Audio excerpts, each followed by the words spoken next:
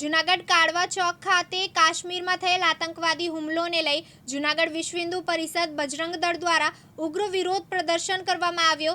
તમામ કાર્યકર્તા તથા તમામ હિન્દુ સંગઠન સાથે જોડાઈ આતંકવાદ વિરોધી નારા લગાવવામાં આવ્યા હતા તેમજ પુતળા દહનનો કાર્યક્રમ યોજવામાં આવ્યો હતો।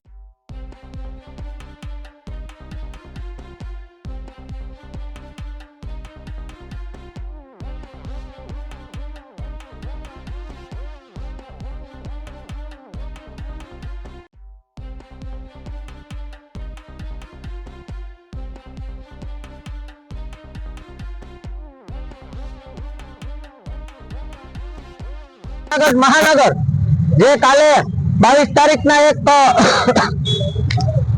काश्मीर में एक पहलगाम में घटना घटी है जे हिंदुओं ने हिंदू से एम करी अने धर्म पूछी अने मारेला छे।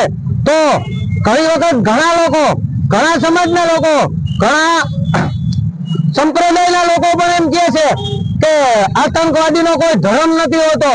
तो भाई आ वखते केम हिंदू से एम पूछ्यु અને હિન્દુ છે એમ પુષ્ટિ પૂછી અને જો હિન્દુઓને મારેલા હોય તો હિન્દુ છે એની સાથે બજરંગ દળ, વિશ્વ હિન્દુ પરિષદ, હિન્દુ સમાજ, ભારત દેશ અને ભારત દેશ પણ હિન્દુ રાષ્ટ્ર જ છે અને તમામ એની સાથે જ છે અને આતંકવાદીનો કોઈ ધર્મ નથી। તો કેમ ભાઈ ધર્મ પૂછીને માર્યા?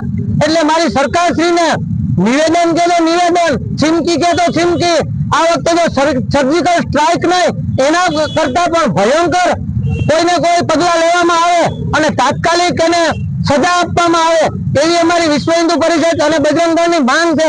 અને જો તાત્કાલિક પગલા નહીં લેવામાં આવે તો વિશ્વ હિન્દુ પરિષદ, બજરંગ દળ, તમામ હિન્દુ સમાજ તથા સાધુ સંતો અને આખો હિન્દુ સમાજને સાથે રાખી અને જે પણ કાર્યક્રમ આપવા પડશે ભારત।